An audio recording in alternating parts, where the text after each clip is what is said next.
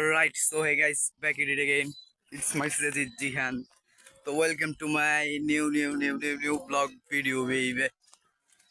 So guys, আজকে আমরা যাব ঢাকা রমনা পার্কে।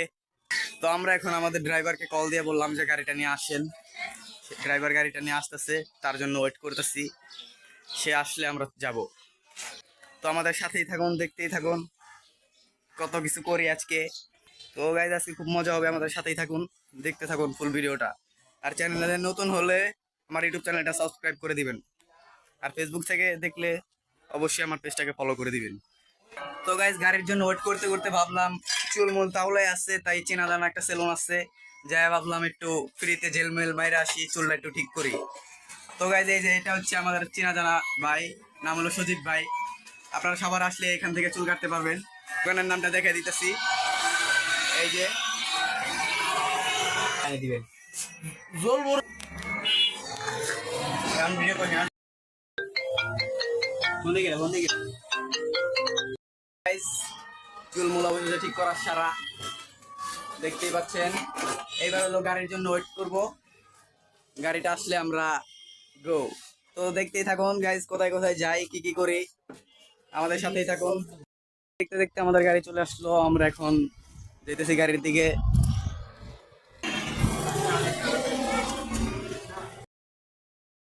সো গাইস দেখতে দেখতে গাড়ির কাছে চলে আসলাম। এবার এন্ট্রি নেওয়ার বলা, তো গেটটা খুলেই দেখলাম আমার ছোট ভাই আর বোনের আগের থেকে এন্ট্রি নিয়ে বসে আসছে। তো আমি আর কি করব, আমিও বসে পড়লাম গাড়ির ভিতরে। সো গাইস গাড়িতে উঠে আমি আমার মতো রং তামাশা করতে শুরু করে দিলাম।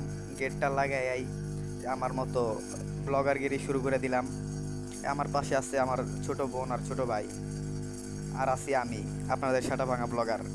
সো গাইজ এতক্ষণ গাড়ির জন্য ওয়েট করতে করতে যান বাইরে হয়ে গেছিল, আর এখন ফ্যামিলির লোকজনদের জন্য ওয়েট করতে করতে দম বাইরে হয়ে যেতেছে।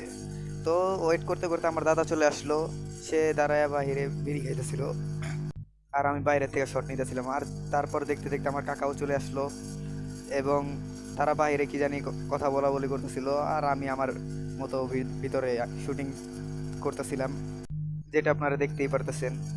আমার মতো আমি রঙে আছি, রং তামাশা করতেছি। তো দেখতে দেখতে দরজা খুললো, আমার মামা কোথা থেকে আসলো বুঝলাম না, আইসা বৈশা বললো আমার পাশে, আমি আর কিছু বললাম না। সো একে একে সবাই উঠে গেল গাড়িতে। আমার আমার কোলে দেখতে পারতেছেন আমার ফুফাতো বোন, ও মাশাল্লাহ অনেক কিউট, ওরে দেখলে খালি চুমাইতে মন চায়। অলরেডি 2-4টা দিয়াও দিছি। তো ওকে আপনাদের কাছে কেমন লাগছে একটু কমেন্টে জানাবেন। ও এত কিউট যে ওকে দেখলে চুম্মা না দিয়া থাকাই যায় না। দিলাম তো গাইস দেখতে দেখতে আরো কয়টা দিয়া দিলাম, দাপাদাপ কতগুলা দিয়া দিলাম। তো তারপর আমি আবারও আমার মতো ভিডিও শুট নেওয়া শুরু করে দিছি, দেখতেই পারতেছেন খুব রঙে আছি আমি। তো গাইস ভালোই সামনে বসেছিলাম, হঠাৎ করে আমার কাকা এসে আমাকে পিছনে বসায় দিল এই জনগণের মাঝখানে, এত ভিড়ের ভিতরে। আমি তো পুরো ঘাইমা মামা অস্থির হয়ে যেতেছিলাম। আর পিছনে আমার ফুপুর কাহিনী দেখতেই পারতেছেন, ক্যামেরার সামনে আইসা কেমন ঢং করা শুরু করে দিছে।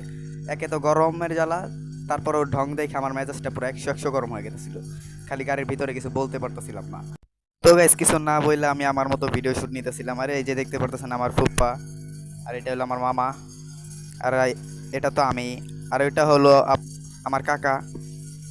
আর গাইস পিছনে আছে আমার মা, আমার কাকাতো বোন, আর আমার 2 ফুপু। আর গাইস দেখতে দেখতে চলে আসলাম মুক্তির মোড়। তো এখানে আসার পর আমার ছোট ফুপুর সাথে একটু কতক্ষণ ফাইজলামি করলাম। আর ওকে দেখতেই পারতেছেন ক্যামেরার সামনে আসলে কেমন ঢং করা শুরু করে দেয়, তাই ওকে বারবার ক্যামেরায় ফোকাসটা করতেছিলাম। আর ওর সাথে সাথে আমিও একটু ঢং করা শুরু করে দিছি, দেখতেই পারতেছেন। এটা আমার বড় ফুপু, এটা আমার বড় ফুপুর বড় মেয়ে, আর এটা হলো আমার আম্মু, আর তার কোলে আমার ছোট বোন, আর এটা হলো আমার ছোট ফুপু। দেখতেই পারতেছেন ক্যামেরাটা ঘুরাইলেই কেমন ঢং করা শুরু করে দেয়। সো গাইস দেখতে দেখতে আমরা পাম্পে চলে আসলাম, যেহেতু অনেক দূরে যাব, যদি আমাদের গ্যাস শেষ হয়ে যায় তাহলে আমাদের আটকা পড়তে হবে। সেই কারণে একটু পাম্পে আসা গ্যাস ভরে নিতেছি গাড়িতে, গ্যাসটা ভরা আবার আমরা রওনা দিব। তো পাম্পে আসার পরে পাম্পের আশপাশটা একটু ভিডিও নিলাম, আর ততক্ষণে আমার দাদা গাড়ি থেকে নামলো, যেহেতু আমার বাবাও নামছে তারপরে, কারণ গাড়িতে গ্যাস ভরতেছিল আর আমার বাবা ড্রাইভারের সাথে কি জানি বলতেছিল, ওগুলার আমি ভিডিওর ভিতরে উঠাই নাই। তারপর আমি আবার ফুপুর সাথে আবার ফাজলামি করা শুরু করে দিলাম। দেখতেই পারতেছেন যে ক্যামেরার সামনে আসলে কেমন ঢংটা করে। আর এদিকে আমার বড় ফুপুর ময়দা সব ধুয়া ধুয়া পড়ে যাইতেছিল। গাড়ির ভিতরে যে গরম, এই গরমে সেদ্ধ হয়ে তার ময়দা সব খুলা খুলা পড়ে যাইতেছিল। তো আমি তাকে ক্যামেরায় দেখাইলাম। সো গাইস, অবশেষে গাড়ির ভিতরে এসিটা ছেড়ে দিল। এতক্ষণ পর যানটা জুড়াইলো। তারপরেও কেমন জানি মেজাজটা খারাপ খারাপ লাগতেছিল, কারণ এত জনগণের মাঝখানে গাদাগাদি করে ঠিকভাবে বসতেও পারতেছি না। তো গাইস, দেখতে দেখতে পাম্প থেকে গাড়িটা ছেড়ে দিল।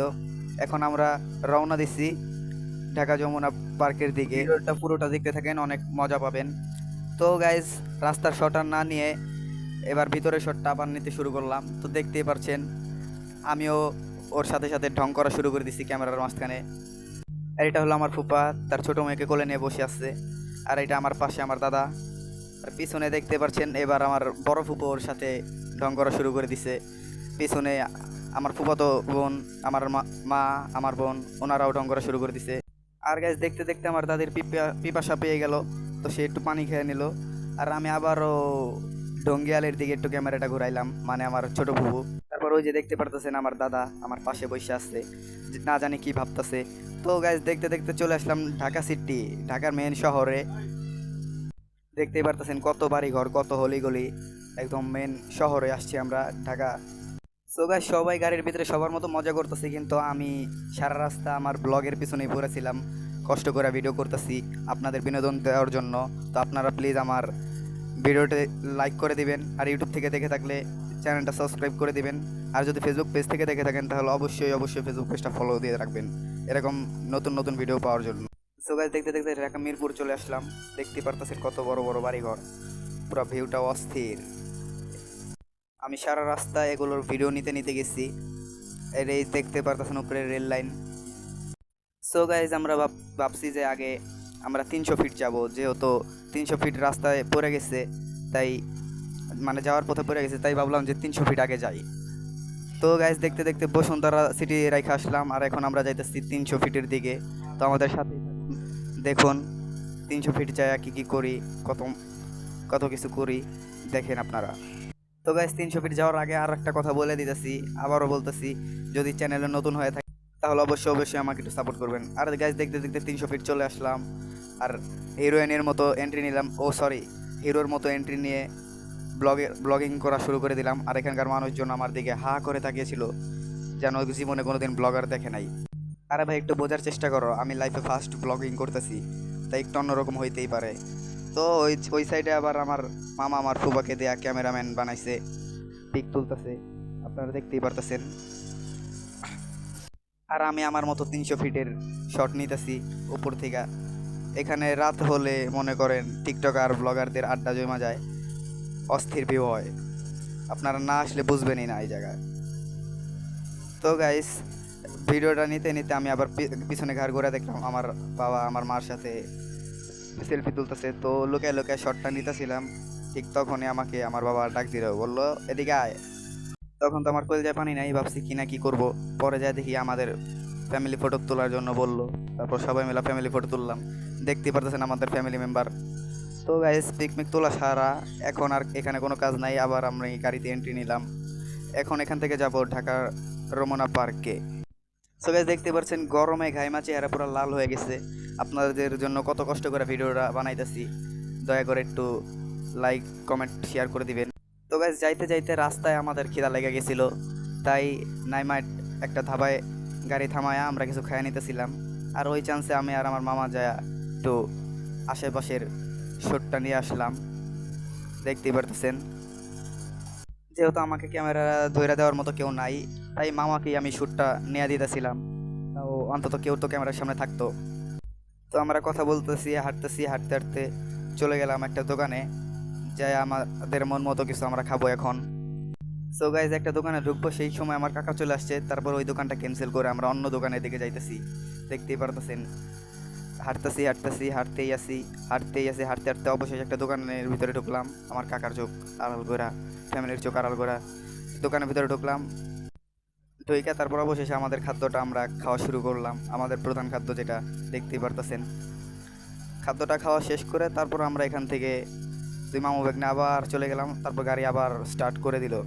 তো গাইজ আমাদের গাড়ি আবারও ছেড়ে দিচ্ছে, দেখতেই পারতেছেন। আর এখানে আমার বাবাও ব্লগিং শুরু করে দিচ্ছে। হাজার হইলো আমি ব্লগার, আমার বাবা ব্লগার কেন হবে না। তো গাইজ দেখতে দেখতে চলে আসলাম পার্কের সামনে, নেমেই গেলাম। আর এই যে আমার মামা হিরো আলমের মতো গাড়ি থেকে এন্ট্রিটা নিতেছে, দেখতেই পারতেছেন। তো মাঝখানে আমার দাদা এসে ক্যামেরার সামনে ভেজাল করে দিল, সবাই নাইমা দাঁড়াইলাম। আর এই দেখতেই পারতেছেন আমার কাকা, আমার দাদা। আর হঠাৎ করে দেখি আমার ফুপুর বড় মেয়ে বমি করে দিল, সব ঢেলে দিল। কপাল ভালো যে গাড়ির ভিতরে বমিটা করে নাই। তো গাইস কারে বলে দুঃখের কথা, আমার ক্যামেরাটা ধরে দেওয়ার মতো একটা মানুষ ছিল না। এই যে এই বান্দি গাড়ি থেকে নাইমাই দিছে বমি করে, তাও কপালটা ভালো যে গাড়ি থেকে নামার পরে করছে। তো গাইজ আমি শ্যুট নিতে নিতেই চলে গেলাম পার্কের ভিতরে। তো গাইস কথা না, এই কথাটা না বললেই নয় যে এখানে যাকে দেখতেছি সেই আমার দিকে হা করে তাকাছে। তো আমি ওদেরকে ইগনোর করে আমার মতো ভিডিও নিতেছি। তো দেখতেই পারতেছেন কতগুলো সুন্দর সুন্দর চুড়ি।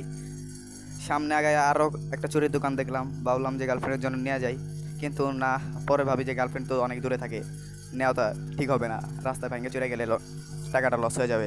তো এই যে সামনে দেখতে পাচ্ছেন এটা হলো আমার ফুপু। আর এই যে অবশেষে ক্যামেরাটা আমার দিকে ঘোরায়, আমি নিজের শট নিজেই নিতেছি, যেহেতু ক্যামেরা ধরার মতো কোনো মানুষ নাই, কি আর করবো। তো দেখতে দেখতে পার্কের মেন গেটে চলে আসলাম এবং মেন গেট থেকে পার্কের ভিতরে প্রবেশ করলাম। আর এই যে দেখতেই পারতেছেন সব জায়গায় আমার মামা আগে থাকেই, আমার বাইকে তুলে নিয়ে দাঁড়ায় আসছে। আর এই যে আমার কাকা। তো আমরা এখন মামা বাইক নিয়ে মেলা পুরো পার্কটা ঘুরবো। আর এইটা যে আমার পুকুর, দেখতেই পারতেছেন। তো এই যে পার্কে শুট নেওয়া শুরু করে দিচ্ছি, দেখতেই পারতেছেন আশেপাশের গাছগাছালি। আর এই যে আমার ছোট বোনরা এখানে খেলা করতেছিল, ওকে দেখলে এত মায়া লাগে যে মানে বলতে পারবো না, সো কিউট। ওকে দেখতেই পারতেছেন যে আমার ছোট বোনের সাথে ফুল নেয়া খেলা করতেছিল, অনেক কিউট লাগতেছিল। তাই আমি ভাবলাম ওর একটা ভিডিও নিয়ে নেই। তারপরে যে দেখতে পারতেছেন এই বোটের ভিতরে প্রেমিক প্রেমিকারা রোমান্টিক সিনে ছিল। তারপর আমরা চলে আসলাম লেকের পাশে একটা ব্রিজে, এখানে দেখি কতজন পিক তুলতেছে, চাইলাম আমিও কতটি পিক তুলবো। তো ডিএসএলআর ক্যামেরা দাম বেশি যায়, তাই তুললাম না। তারপর আবার আসলাম গাড়িতে আসা একটু জিরাইতেছি, দেখতে পারতেছেন। যেহেতু ডিএসএলআর ছিল না তাই আমরা ফোন দিয়ে পিক তুলছি, আমাদের ফোনের ক্যামেরাও কি ডিএসএলআর চেয়ে কম নাকি। তারপর এই যে অনেক ঘোরাঘুরি করার পর এখন আবার গাড়িতে বসলাম, গাড়ি ছেড়ে দিল। এখন আমরা যাইতেছিলাম পদ্মা সেতুর দিকে। আর যাইতে যাইতে দেখতে সন্ধ্যা নামা যাইতেছে, বিকাল হয়ে গেছে। তাই ভাবলাম দাদির সাথে একটু ফাইজলামি করি। তো যে ঘাট দিয়ে একটা ঠেলা দিছি, ঠেলা দিতে না দিতে বলে ক্যামেরাম্যানের তো স্বভাব চরিত্র ভালো না, তাই আর আমি ওনার সাথে কোনো হাতাহাতি না করে ফাইজলামি না করে আমি আমার মতো ভিডিও বানাইতেছি, ভিডিও শুট নিতেছি। ভিডিও বানাইতে বানাইতে ক্যামেরা ধরে রাখতে রাখতে আমার হাত মাত পুরো জাম হয়ে গেছে। তো অবশ্যই সন্ধ্যার একটু আগে আগে আমাদের আবারও খিদা লেগে গেল এবং আমরা আবার আর একটা রেস্টুরেন্টে এবার নামলাম। নাইমা কিছু খাওয়া দাওয়া করবো, খাওয়া দাওয়া করে আবার রওনা হব। তো দেখতেই পারতেছেন আমাদের গাড়ি মারি পার্ক কইরা সবাই ধীরে ধীরে স্লো মোশনে বাইরে যাইতেছে টিকটকারদের মতন। আর এবং এই যে আমাদের খাওয়া মাওয়া শেষ, আমি ভিডিও শ্যুটটা নিতেছিলাম, তখন আমার মামা আমার কাছ থেকে ফোনটা কেড়ে নিয়ে যায়। সে একটু ব্লগার সাজলো কিছুক্ষণের জন্য, দেখতেই পারতেছে কী কী ব্লগ করলো আমার মামা। লাস্ট মোমেন্টে যে ফোনটা আমাদের থেকে কেড়ে নিয়ে গেলো, তাও অসুবিধা নাই, ক্যামেরার মাঝখানে তাও আমি ছিলাম। ঘোরাঘোরা অনেক রাত হয়ে গেছিলো, সেই কারণে আর পদ্মা সেতুর দিকে আমরা যাই নাই, বাড়িতে চলে আসছি। আর রাত্রেবেলা পদ্মা সেতুর দিকে যাই আর কোনো লাভ নাই, কারণ গাড়ি থেকে নামতে তো দিবে না, আর রাত্রেবেলা অন্ধকারে ভিডিও শ্যুটও নেওয়া যাবে না, সেই কারণে আমরা চলে আসলাম। আর আজকের ভিডিওটা এই পর্যন্তই। ভালো লাগলে লাইক কমেন্ট শেয়ার সাপোর্ট করবেন। আমার ইউটিউব চ্যানেল থেকে যদি দেখে থাকেন তাহলে অবশ্যই চ্যানেলটা সাবস্ক্রাইব করে দিবেন। আর ফেসবুক পেজ থেকে যদি দেখে থাকেন তাহলে অবশ্যই ফেসবুক পেজটাকে ফলো দিয়ে দিবেন, যাতে আমি নতুন কোনো ভিডিও ছাড়লে আপনারা নোটিফিকেশনের মধ্যে পেয়ে যান। Bye bye.